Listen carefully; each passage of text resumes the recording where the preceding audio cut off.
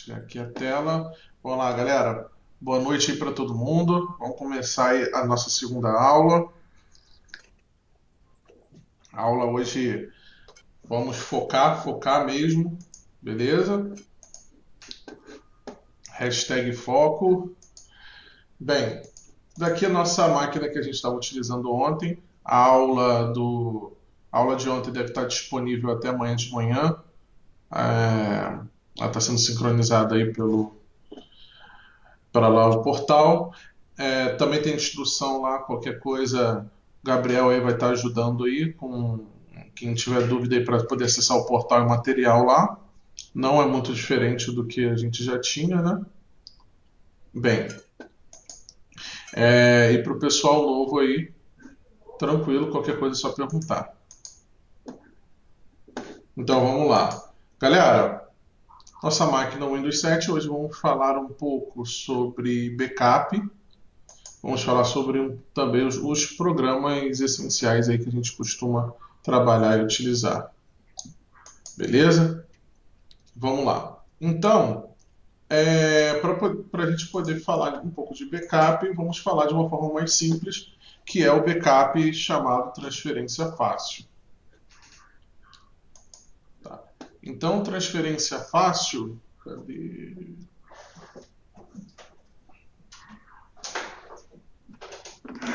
O transferência fácil do Windows, como alguns já devem ter ouvido falar, ele é feito especificamente para o Windows 7. Então, ele foi feito para que o pessoal pudesse migrar a princípio para o Windows 7. Então, ele tinha tanto no Windows XP, no Windows XP você tinha que instalar um plugin. Daí você migrar todos os arquivos, documentos, músicas, favoritos, você migrava para o Windows 7. Do Windows 7, ele permite você migrar para o 8, 8.1 e o Windows 10. Beleza? Então, a única coisa que você vai precisar, no caso, para você entrar, você pode digitar aqui sua transferência. E aqui vai para a transferência fácil do Windows. Avançar. E aqui nós escolhemos quais desses três tipos de transferência nós vamos utilizar. Transferência via cabo, transferência de rede e a transferência utilizando memória flash ou então HD externo. No caso, nós podemos criar um HD aqui nessa máquina virtual e transferir tudo para lá. Ou então, nós utilizamos aqui dispositivos USB e aqui podemos conectar um pendrive ou um HD externo. No caso, eu tenho aqui um pendrive, eu vou desconectar e eu irei conectar novamente. Esse pendrive ele está conectado na minha máquina real. No momento que eu conectar aqui na máquina virtual, utilizando o VirtualBox, tá, gente? Utilizando o VirtualBox. No Hyper-V eu não consigo utilizar USB. Então, habilitei aqui, ó, tá aqui. Só que ele desaparece da minha máquina real, então eu não vou conseguir utilizar ele na minha máquina real. Então eu venho aqui, vou formatar, beleza.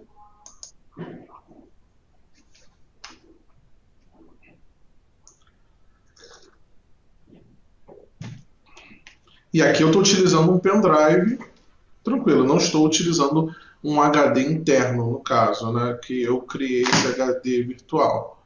Estou utilizando um pendrive mesmo. Ou seja, eu posso fazer o backup da máquina virtual e passar para a minha máquina real. Numa boa. Pronto. Então eu venho aqui, escolho memória flash, ou seja, um pendrive ou um HD externo. E ele é bem simples. Ele aqui acaba perguntando qual é o meu computador novo, qual é o meu computador antigo. No caso, esse aqui é meu computador antigo. Então eu venho aqui, este é o meu computador antigo, e ele faz uma varredura, me mostra aqui o que que eu tenho de arquivos, o que eu tenho de usuários.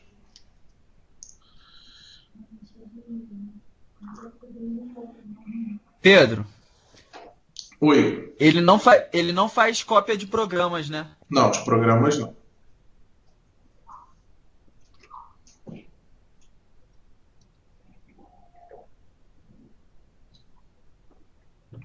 Bem, beleza. Se eu quiser algo mais específico, venho aqui em personalizar, avançado, e aí eu posso vir aqui no usuário e marcar que ele vai copiar tudo que tenha da pasta usuário. Lembrando que toda vez que nós criamos um usuário no Windows, vem a pastinha do usuário aqui com os principais itens do usuário, beleza? Que não fica, no caso, em C2 pontos.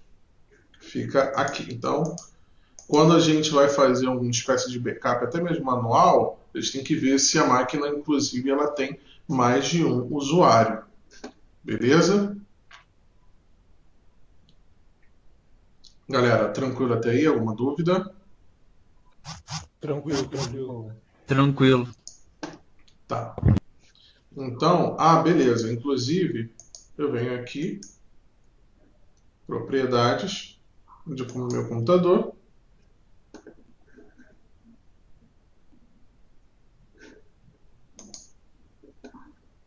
Venho aqui em configurações avançadas do sistema. E aqui em perfis do usuário, ó, ele consta aqui o meu usuário. Tá vendo? Então, esse aqui, ele pode, vamos supor, eu tenho diversos usuários, já loguei com diversos usuários aqui. Eles ficam constados todos aqui também.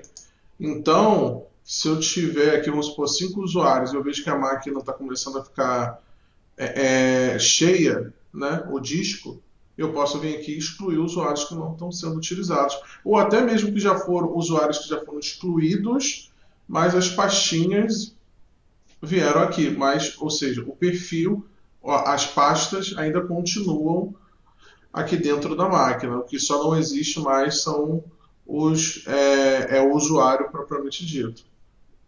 Então aqui eu posso pegar e excluir. No caso, como eu só tenho esse, então ele não me permite excluir. Bem, beleza. Aqui, ó,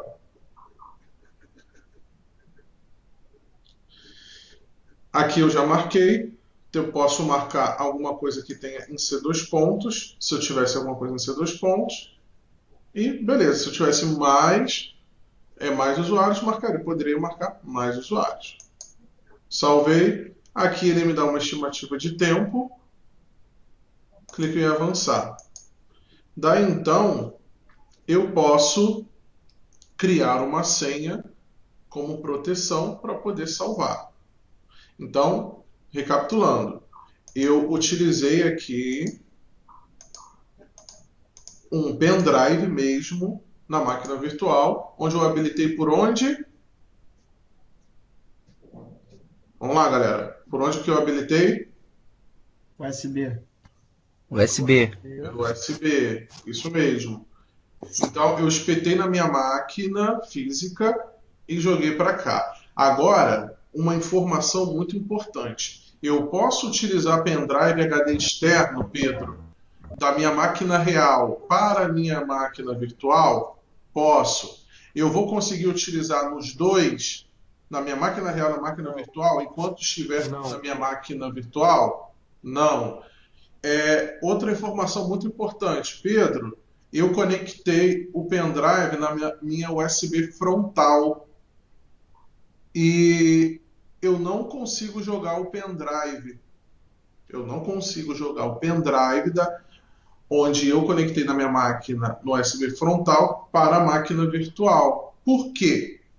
Porque você não consegue utilizar a mesma voltagem que tem na USB frontal, aonde nós temos na nossa USB onboard.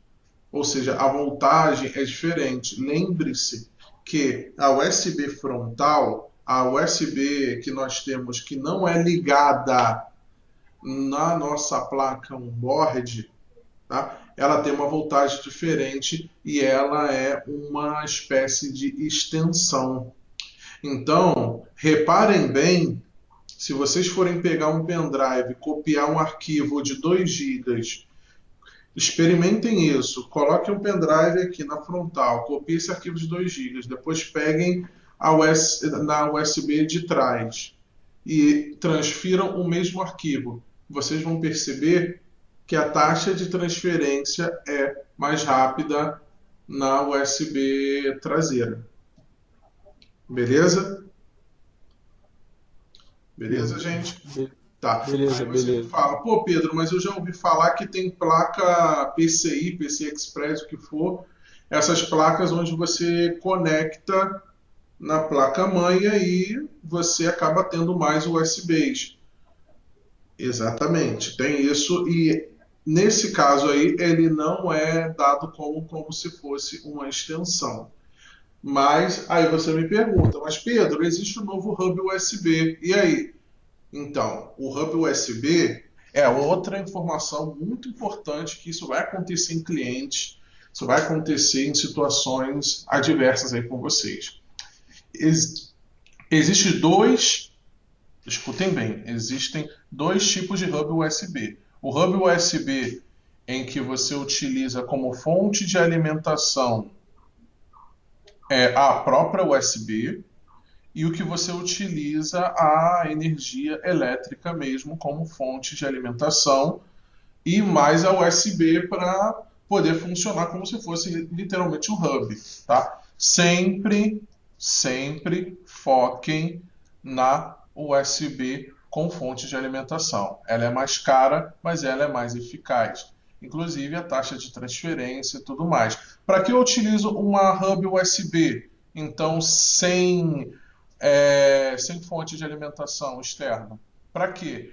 Eu posso utilizar para conectar um mouse, um teclado, uma caixa de som e o que for. Agora, pendrive HD externo não vai ser a mesma coisa. Não vai ser a mesma coisa. Esses dias eu cheguei a ver um rapaz que ele estava reclamando que estava utilizando um hub USB.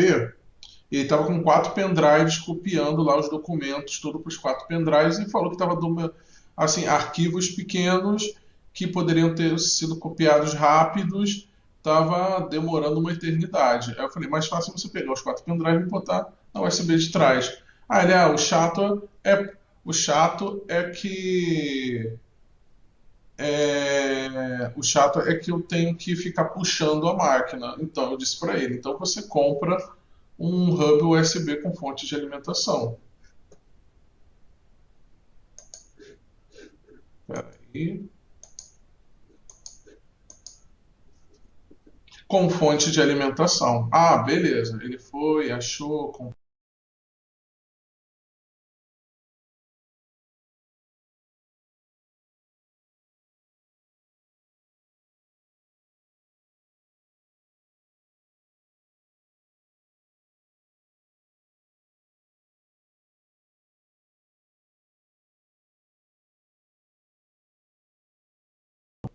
A tela do Pedro voltou agora.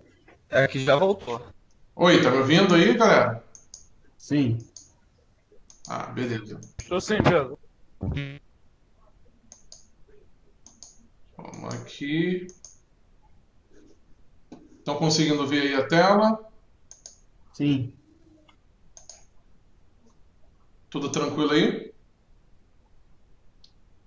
Na paz. Tá, show. Tudo na Opa, paz. peraí. Ó o Pedro aí. Ele acaba ativando a câmera aqui. Bem, vamos lá. Deixa eu ver se está gravando. Tá gravando. Bem, então, se eu quiser... Ah, pô, Pedro, compra um hub USB, é difícil de encontrar, tudo mais. Pô, beleza, é difícil de encontrar? Vocês podem encontrar no Mercado Livre, vendendo. Tá? Vou colocar aqui, inclusive, ó, hub USB alimentado. Ó, tá vendo? Não chega a ser caro. Ó, tem esse daqui e tudo mais. Priorizem sempre os melhores vendedores, que tem uma pontuação legal. E aqui, gente, ó,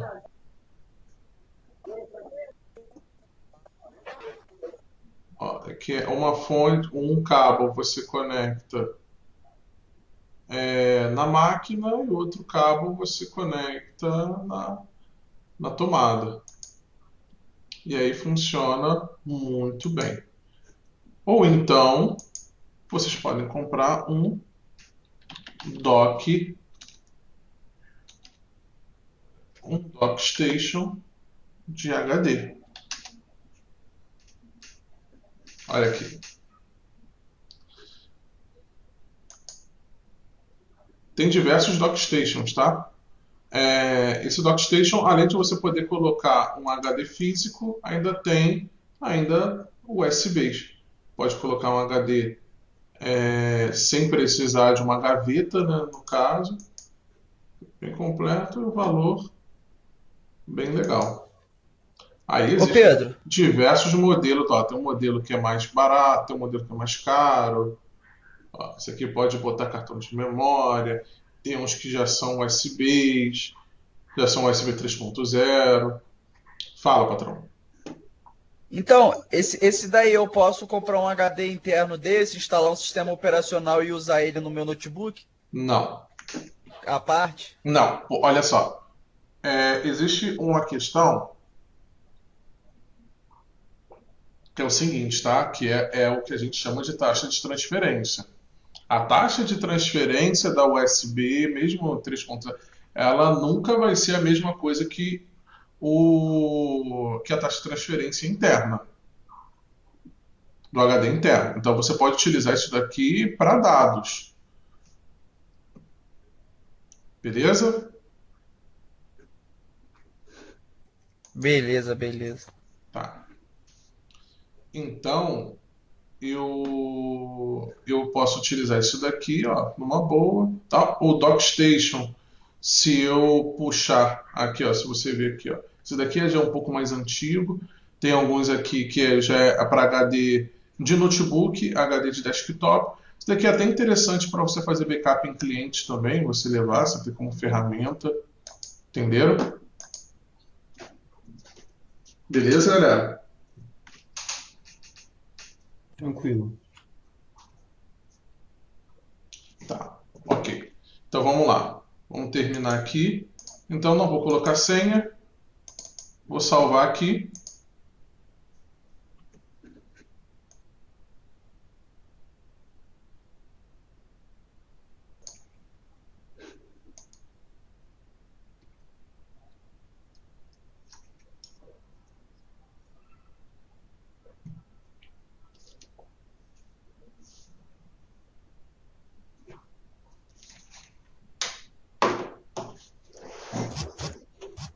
Ué,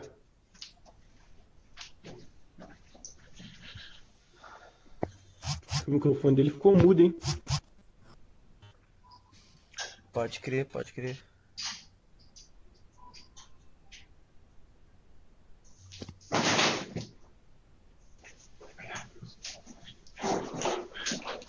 Galera, eu só parei de falar só, tá? Enquanto tá fazendo aqui. O pessoal quer perguntar alguma coisa? Pode Satisfeito. falar, pode ficar à vontade.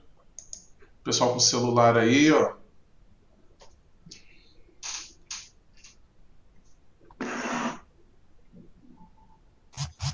Ô Pedro, Oi. qual que é a diferença entre, já viu, quando a gente está dando o boot no sistema, aí tem lá, tipo de boot o EF e Legacy. Wave e Legacy. Isso. Não, isso daí é o tipo de configuração de boot. Se você vai utilizar, drive de CD, DVD, são dispositivos externos ou então algum dispositivo interno, no caso um HD. Mas Entendi. aproveitando a deixa daí, Pedro, eu já reparei isso que no meu notebook, quando eu tento fazer, tipo assim, vou tentar formatar ele pelo pendrive, eu não consigo fazer com que o pendrive entre. No caso, eu teria que mudar essa opção. Então, ou você tem que apertar alguma tecla de função, F10, 11, 12, o que for, Ele não reconhece o pendrive. para você, hã? Ele não reconhece o pendrive. E não reconhece o pendrive? Como se ele não tivesse habilitado. Não, sim. Aí o que você tem que fazer? Ou você tem que ir lá na BIOS, mudar. Você coloca lá na BIOS, lá, troca para que inicie pelo seu pendrive, ou você aperta alguma função, né, TF10, 11, 12, para ele iniciar pelo pendrive. Era isso que eu queria tentar fazer. O problema é que ele não, quando eu faço isso, ele não me dá a opção do pendrive. Entendeu? Quando você tenta pelo boot, quando você tenta pela função, né, F10, 11, É, 12, não aparece. isso. Eu não sei se isso é comum em todos os notebooks, mas pelo menos nesse daqui da Dell é um inferno. Não, não. Na verdade, existe, na verdade, até alguns modelos de pendrives que não são compatíveis com essa parte de boot. Eu já reparei, dependendo do pendrive, da marca do O meu é pendrive. aquele SanDisk vermelho e preto pequeno. É Sim, então, normal. sim. Mas eu já vi já SanDisk, alguns SanDisk que não, SanDisk já não funcionando. Mas nesse caso é só com relação à configuração do boot mesmo que não aparece. Você tem que ir lá, tem que mudar, e aí você acaba mudando ali pro HD, aí você vai formata, aí depois quando ele reinicia, você tem que ir lá e mudar de novo, colocar Uhum. o HD, O o HD HD como primeiro. direto. Não, beleza. Você tem que acabar O problema é mudando. só conseguir colocar o pendrive para ele ficar por primeiro. Não, Não, mas aí pendrive. Mas é não só é se o pendrive temporário. tá formatado. Não, sim, com certeza. É. E detalhe, e dependendo se você deixar como dispositivos, como posso dizer, deixar dispositivos externos, deixar como primário, já deve ter acontecido isso com alguns de vocês. Vocês conectam, deixam conectado, por exemplo, um HD externo, e aí quando você vai reiniciar a máquina ou ligar a máquina, ele tenta iniciar o HD que não tem sistema e aí Ah, sim. parece que deu algum problema, Uhum. entendeu? Então é sempre bom deixar o HD mesmo como prioridade, o HD que tem está instalado no sistema. O que muita gente está fazendo também, inclusive você falou de Dell, teve um rapaz que ele tirou o módulo do CD e DVD, que ele praticamente já não utiliza. Eu não sei, o teu vem, Jorge? Não, o meu veio Não, o sem. teu já veio Já. sem já, né? Ah, tá. Então, tem alguns que estão fazendo o seguinte, aqueles computadores que vêm com o CD, o CD e DVD, eles estão tirando aquele módulo e Outro estão HD. colocando um outro HD. Uhum. E aí acaba que o notebook fica com dois HDs. Acho interessante isso daí, né? Com Porque certeza. CD hoje é muito difícil, literalmente muito Não difícil. é, eu prefiro muito mais comprar um notebook mais leve, querendo ou não, aquilo dali pesa mais, e comprar um leitor externo do que precisar, até porque eu não uso CD pra nada. É, Muito raro. só Isso é mesmo verdade. se você for trabalhar com isso em algum cliente, você vai chegar a utilizar. Eu peguei tem uns 2 meses atrás, inclusive lá na Casa Andrade, lá no aquele cliente lá do projeto, ele tem uma ou duas máquinas lá que eles não aceitam. As máquinas são tão antigas que não aceitam USB como boot. Nossa. Então, aí já não tem nem jeito, aí é só o leitor mesmo externo.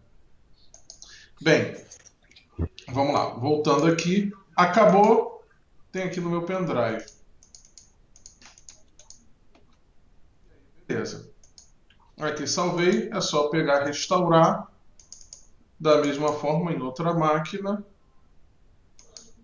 e aí tranquilo, tá? Bem, terminei aqui.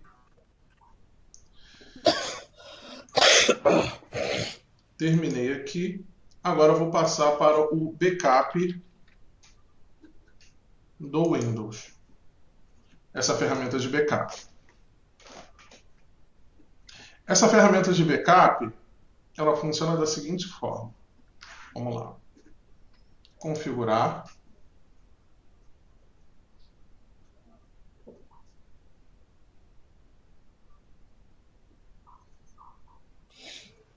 E aqui ele já me indica que eu posso utilizar o pendrive que eu tenho, ou então eu posso salvar isso na rede. No caso, eu vou utilizar apenas o pendrive e não salvar na rede. E aqui ele me recomenda que o Windows ele vai selecionar tudo que é documento possível, o próprio sistema em si, ou então eu escolho o que a gente vai fazer de backup. No caso, eu vou deixar o Windows escolher, ele vai fazer um backup de tudo, eu posso deixar agendado aqui quando que ele vai ser feito o backup.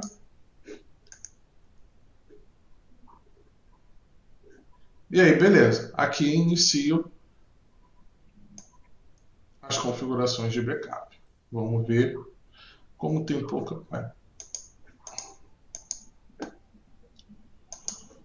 Deu algum erro aqui. Pedro, essa ferramenta deve ser muito usada em servidores, né? Na verdade, o pessoal costuma utilizar mais em servidor do que em máquina cliente. Apesar que eu acho também importante ser utilizado em máquina cliente também. Concordo com o Pedro. Oi? Deixa Concordo eu... com você, Pedro.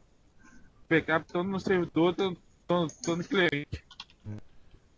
Então, o pessoal esquece que o cliente também precisa de backup. Deixa eu aproveitar e desligar essa máquina. E eu vou aproveitar e já vou acrescentar um HD. Um HD dela para a gente trabalhar. Deve ter dado algum erro, alguma falha ali. Por Eu, seu. eu vi que atualizou o Windows, Pedro. Oi? Pode ser isso. Eu vi que atualizou o Windows, ó. 1 de É. 10. Foi isso.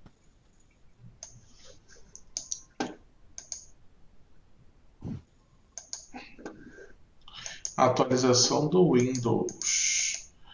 Essas atualizações, hoje teve esses dias um rapaz que ele me procurou que ele estava querendo fazer algumas atualizações do Windows de forma em diversas máquinas, uma atualização específica de forma automática. E aí a gente tem uma função do server que se chama WSUS para poder fazer isso.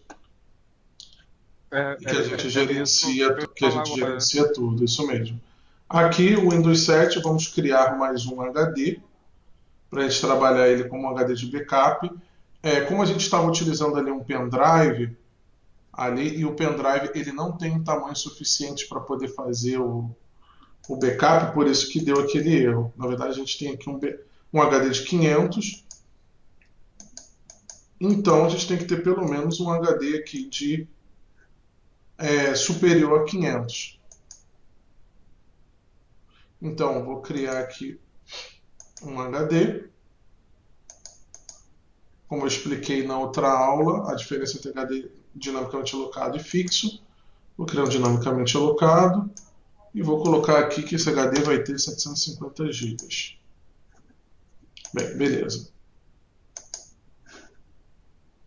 Avançar e vamos iniciar. Então, quando a gente for utilizar o Windows Backup, nós temos que utilizar um dispositivo ou que ele seja o mesmo tamanho ou superior ao tamanho do HD que nós temos.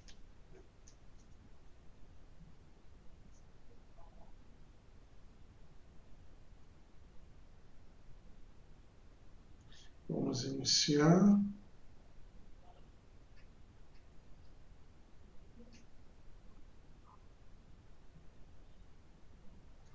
Alguma dúvida aí, galera? Tranquilo, tranquilo. Tranquilo.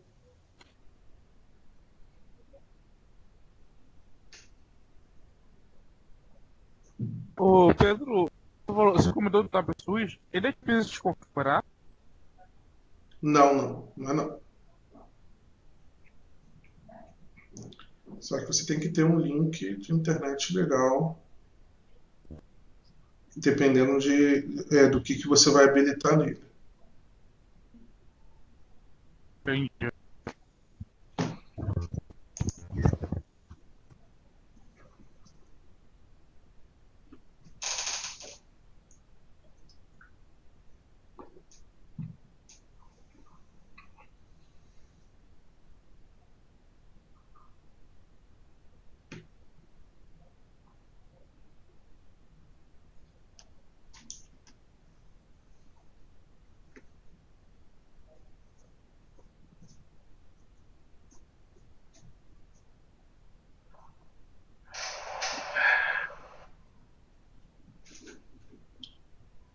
Tá.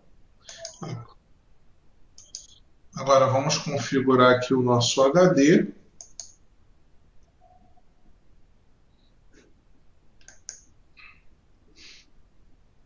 Podemos fazer pelo modo gráfico ou então aquele famoso modo hard.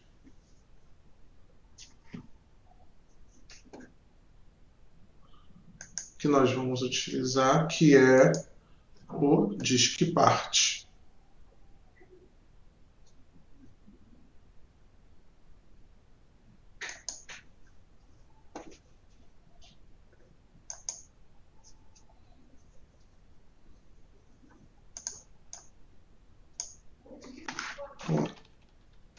DiskPart.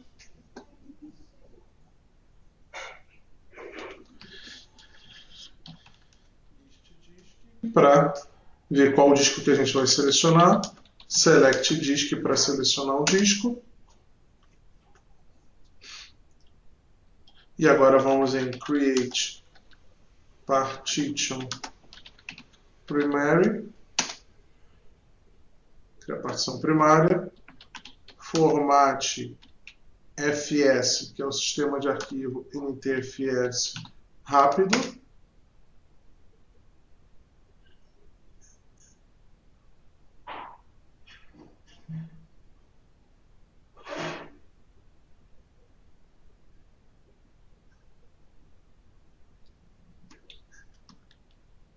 Atribuir uma letra a ele, utilizando a singley igual a CREF. Saio do DiskPart e pronto. Agora vamos lá. Backup e restauração.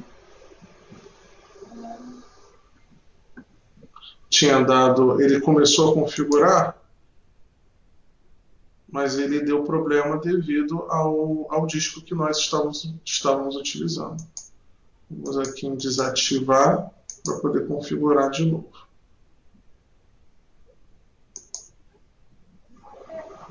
Geralmente,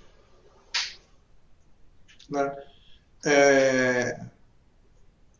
eu recomendo que quando vocês vão trabalhar isso no cliente, dependendo da importância dos dados do cliente, quando a gente trabalha com um servidor, né, a gente gerencia já todos os documentos e pede para o usuário utilizar as pastas na rede para poder salvar os seus arquivos.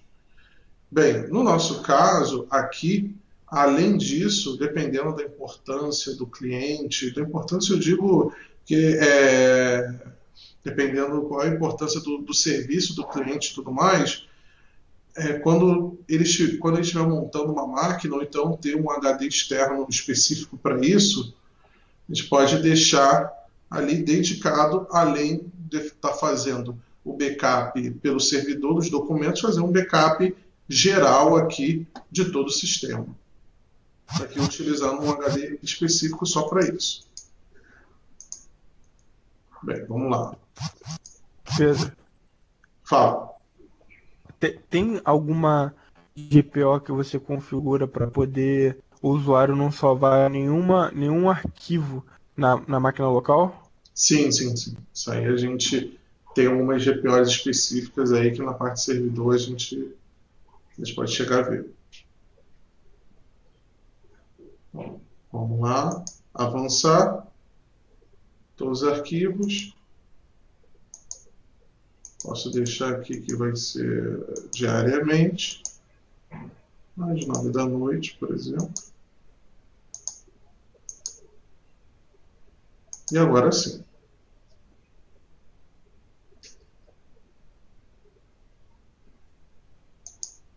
E aqui ele vai começar a fazer.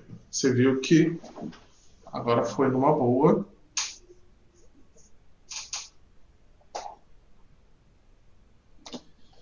Daí ele começa.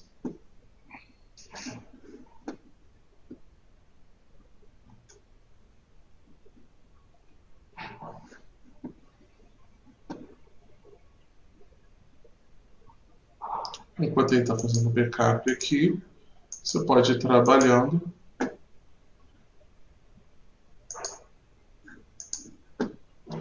E aí, provavelmente, para quem não chegou a ver das outras aulas, né?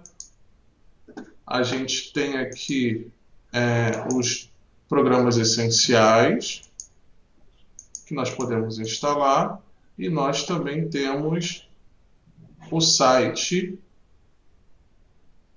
onde podemos utilizar a nossa internet para poder baixar tudo de uma vez. Internet Explorer, como sempre, né?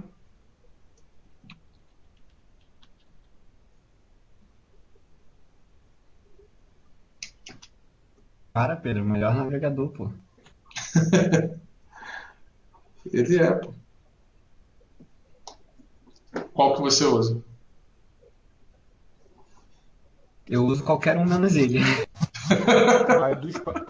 Baidu Spark Browser? Ah, não.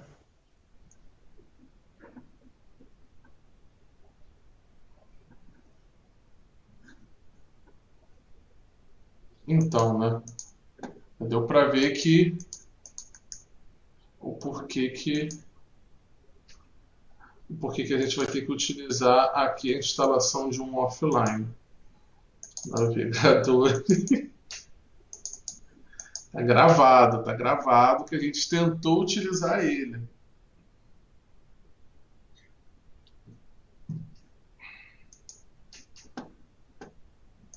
Existe até uma propaganda da Microsoft incentivando o pessoal a utilizar o Internet Explorer e tudo mais.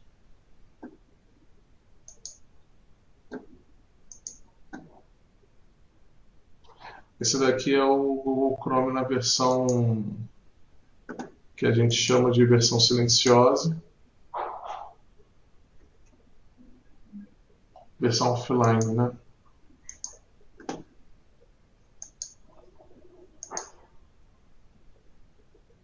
E aqui vou mostrar para vocês como é que a gente utiliza essa ferramenta aqui do backup para poder restaurar. Do Windows é muito importante que vocês não confundam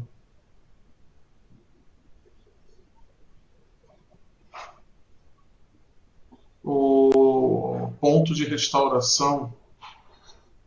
Tem muita gente que confunde, tá? A restauração do sistema com esse backup. Por que eu estou dizendo isso? Porque não é a mesma coisa.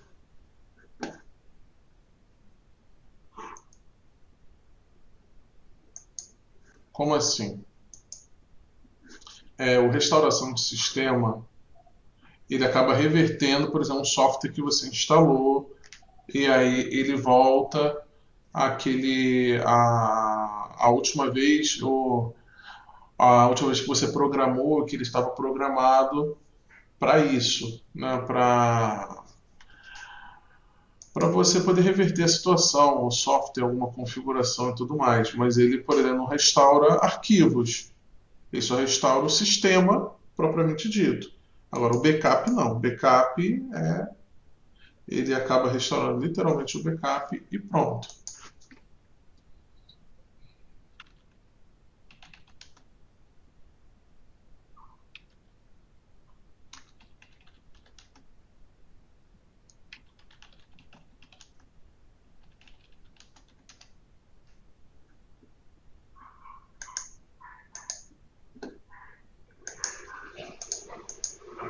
Galera, o pessoal tá Oi. vivo aí. Quase do mesmo. Tô vivo, tô vivo. Voltei, Pedro. Eu caí aqui, ó. Ah, show de bola. E aí, Jonathan, conta hoje a sua mega experiência aí de chave de ativação. Peraí, Voltei daqui de a... novo. Isso. Olha só, Hoje, galera.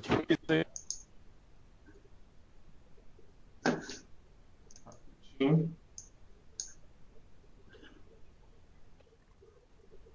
Ué. Pedro, Oi. então, eu tô com um problema lá no meu trabalho lá, Sim. no computador de um cliente. Ele abre. Não, toda vez que eu vou tentar abrir nele, ele simplesmente não abre, mas ele executa em segundo plano lá em processos. Aí quando eu vou deletar o processo, aí ele abre o danado. Já fiz naquela porcaria e ele não volta. Tem Peraí. alguma noção de você? Peraí, embolou um pouco aí o que você estava dizendo com relação ao som. Repete, por favor, Diego. Tem uma máquina lá de no trabalho Sim. que ele tá. Eu clico no atalho do Chrome para abrir, ele finge e apaga de novo. Só que ele executa em segundo plano, se você abrir o gerenciador de tarefas, ele executa lá em processo. Aí quando eu vejo que ele não abriu e vou fechar lá em processos, ele abre. Entendi. Você vai utilizar esse programa aqui, ó. Unistaller. Revo, desculpa. Você vai utilizar esse programa aqui, Revo Unistaller, e você vai desinstalar ele em modo avançado. E aí você vai apagar ele completamente. E você apagar ele completamente da máquina, você instala de novo. Ele deve ter instalado algum tipo de plugin desses plugins de programas que vem um monte de programas de armadilha, né? E, e acabou aí que ele acaba afetando o Google Chrome. Isso acontece e acontece muito. Aqui ele já está tentando puxar, ó. Baidu foi instalado com sucesso. É mais ou menos isso, né? Você clica aqui não e quando vai ver ele acaba instalando o software. E você vai na inércia, você vai avançar, quando ele instalou e pronto, não viu. O cliente lá provavelmente deve ter alguma permissão de instalação de alguma coisa, aí ele clicou em algum e-mail, instalou algum programa, e aí quando viu. E ele afeta, inclusive tem até um sistema operacional que é parecido, desculpa, ele tem até um navegador que ele é parecido com o Google Chrome, até o ícone que ele acaba O instalando. Chromium. Oi? É o- Que é o Chrome. Isso mesmo. É igualzinho, é igualzinho Chrome, mas só que é falso. Então, opa, deixa eu fechar aqui. Exatamente. Tá? Então, provavelmente é isso. Então, cara, desinstala, vê aí com o Revo quais são os programas que tem instalado. Você tem instalado aquele, aquelas aquelas barras de pesquisa também. Pô, eu já desinstalei ele, é, ele com outro aplicativo lá. Não, eu não utilizei o Revo, não, instalei com o outro.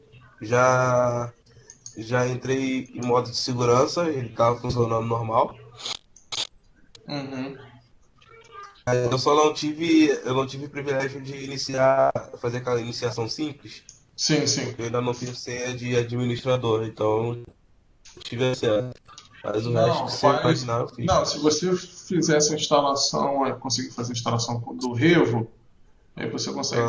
você consegue desinstalar ele só que você coloca,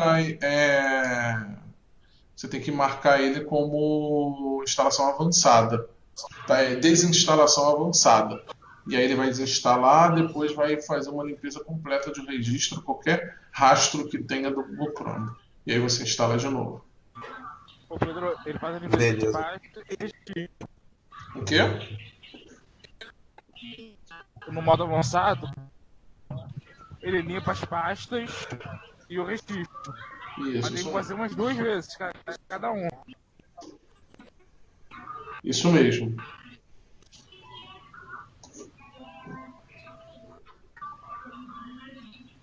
Mas tu falou que no modo de segurança tá funcionando normal. Pode ter o perfil também do usuário. Normal. É normal? O perfil do usuário também. Você pode até fazer Não, mas o perfil do usuário em modo de segurança fica normal? Normal. Mas no modo de segurança. Mas é bom dar uma olhada. Pode ser que seja algum serviço, tá? Mas desinstala ele e veja se vai ocorrer de novo. Acho que provavelmente não. Valeu. Qualquer coisa aí, chama a gente lá no grupo, a gente dá uma olhada aí. Bom, deixa eu só completar essa parte tentar completar aqui. Bem.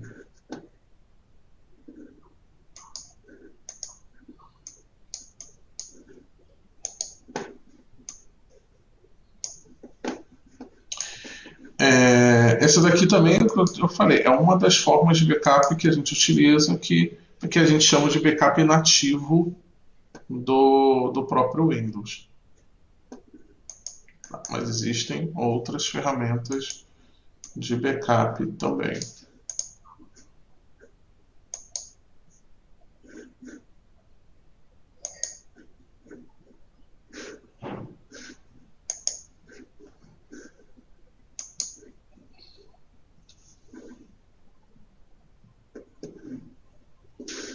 Está instalando o Google Chrome, fazendo backup.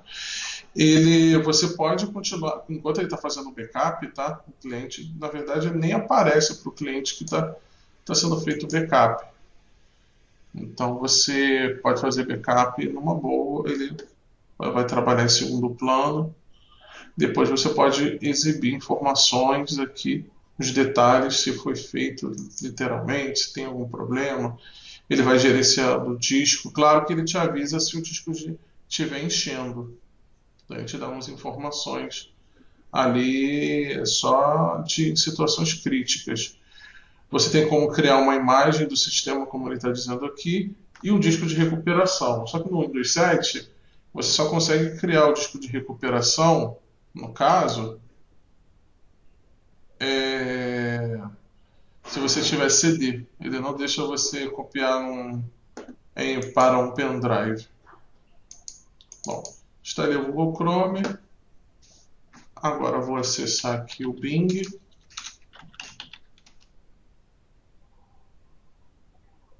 E ele diz, você pode alterar isso daqui para o Google, porque você tem que utilizar o Google. Vamos lá. Para quem não viu ainda essa ferramenta, Ninite. Pedro, o Bing é melhor que o Google? Então, né, existem teorias de que no Google você procura, no Bing você acha. Ah, entendi. Isso os fãs de Microsoft, eles dizem isso. O quê? Então vamos lá, galera. Para que serve esse site? Para quem tem alguém aí que não conhecia esse site, Eu não conhecia, não. então é preciso fazer a instalação. A internet do cliente é boa, a minha internet é boa. Então eu vou vir aqui, ó, vou marcar os programas que eu quero que sejam instalados na minha máquina. Então eu vou vir aqui, vou instalar, só não tem, provavelmente não vai ter todos os programas que você queira, mas tem os principais programas aqui.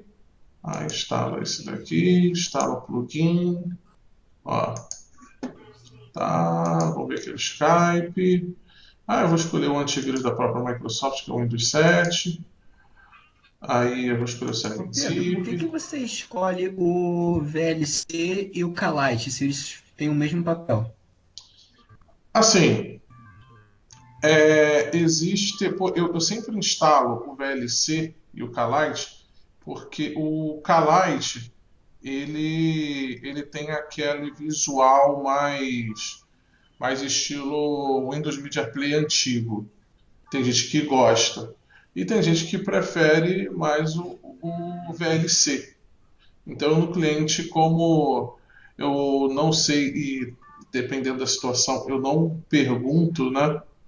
Eu não chego a perguntar para o cliente, eu já deixo instalado e deixo para ele decidir o que ele vai preferir utilizar. O VLC Entendi, a questão é de gosto mesmo, né? é questão de gosto mesmo, entendeu? Mas, por exemplo, o Kalite, na verdade, isso aqui é a versão mais simples da versão CAD Codex. Existe também o Mega e existe o Uhum. Full, que aí são muito mais arquivos. O VLC, ele também, né, não vê tantos plugins, ele não tem tantos plugins como o Kmega, por exemplo, o Codex tem. Então, você pode deixar utilizando os dois.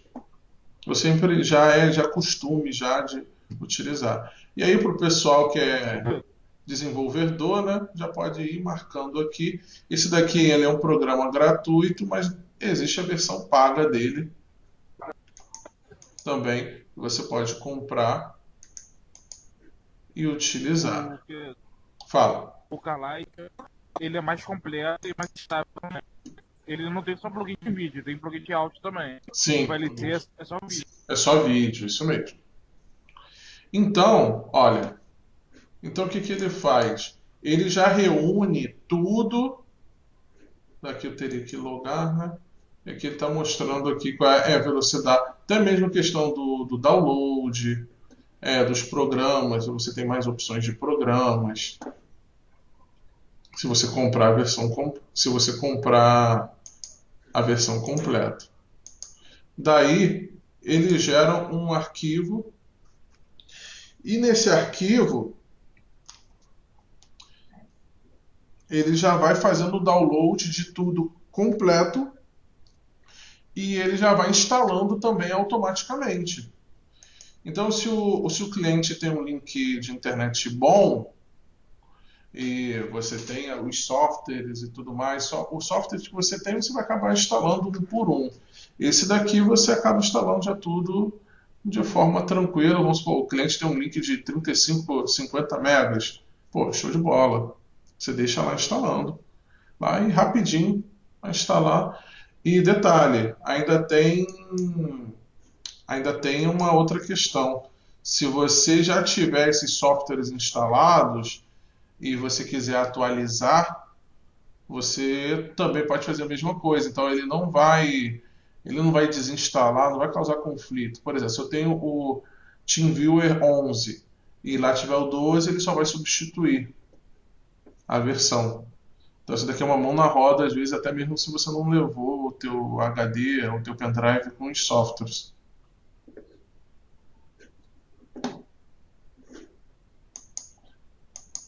Deixa eu tentar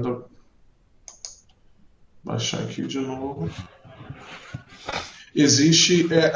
Tem uma questão muito importante também, tá? Não sei por quê. Isso, isso foi com. Eu esqueci o nome do provedor. Foi um provedor em Maricá. Não lembro qual foi o nome do provedor. Qual era o nome do provedor lá agora. Que eu não sei porque tem alguns provedores de bairro, né? Os provedores que são menores, que eles bloqueiam certos tipos de download, certos tipos Nem me de. fale nisso daí, é um inferno. Então, eu não sei por que eu fui tentar utilizar o Ninite e estava bloqueado. E estava bloqueado também outras coisas também. O E aí meu no você outro tem dia que. estava bloqueando o Google pelo Chrome. Ele não abriu o Google. Não abriu o Google, né? Sim. Então, essa internet aqui que eu estou utilizando hoje é uma internet de contingência que eu tenho aqui, que é de bairro. Aí eu estou vendo que provavelmente eles bloquearam o limite. Aqui por isso que não está baixando. Aí você tem que recorrer à sua velha ferramenta, que é o seu HD externo, ali, ou o seu pendrive com os softwares.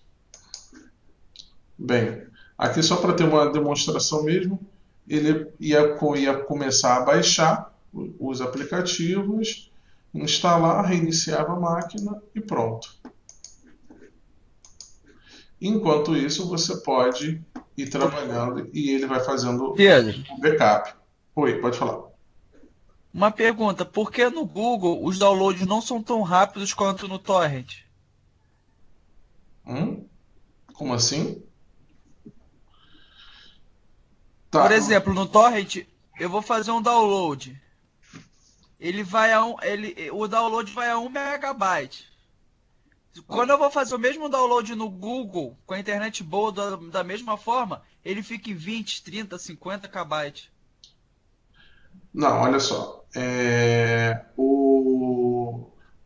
Vamos se dizer que a tecnologia, isso daí em redes a gente vê melhor sobre isso, tá? Mas vamos se dizer que a tecnologia que nós utilizamos com torrent, ela é diferente quando você utiliza de você baixar em um site, tá? Porque o torrent, na verdade, você não está baixando de um servidor. Na verdade, ele tem fragmentos ou ele está em uma máquina de alguém. Então, são diversas pessoas que possuem ali cada um pedaço de um arquivo e e é compartilhado.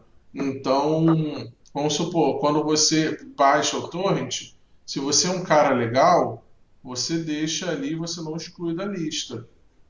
Como assim? Se você não excluir da sua lista ali por exemplo, do programa lá, o torrent, vamos supor, né, o BitTorrent, o que for, né, você vai estar compartilhando com diversas outras pessoas. Então, outras pessoas vão estar pegando alguma parte desse arquivo que você já tem baixado para poder deixar mais rápido. Então, dependendo, por isso que quanto ali a gente vê ali em inglês, né, que é sent, que é semente, quanto mais sementes, ou seja, quanto mais pessoas possuem ali ou estão compartilhando esse arquivo, mais rápido vai ser para você. Já no caso de um download de um site em específico, você baixa com outro tipo de tecnologia. Então, isso vai depender muito da velocidade do próprio site de onde você está baixando.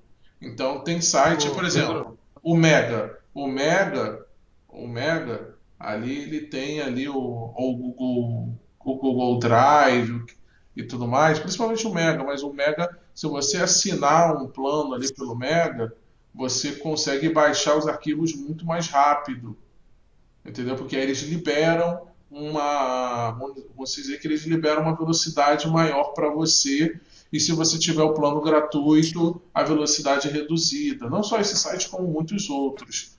Então, no caso do Torrent, não. No caso do Torrent é um monte de gente. Inclusive, se você vê um arquivo, de repente, grande, e você vê lá as sementes lá, são 3, 4, 5 sementes, pode ser que você baixe e você demore muito tempo baixando esse arquivo. E ainda tem um detalhe: como são diversos fragmentos de arquivos espalhados por diversas pessoas, ou uma pessoa específica que foi lá e fez, se justamente tiver faltando esse fragmento, um específico, vamos supor, está faltando ali 5% do arquivo, você vai baixar até 95%. Enquanto não tiver alguém com esses 5% justamente, você não vai conseguir baixar o arquivo. Aí fala, ô Gabriel. Gabriel? Não, era esse. Pedro. Ah, E do relação aos sites, também a gente muda do servidor aonde está hospedado. Né? isso mesmo.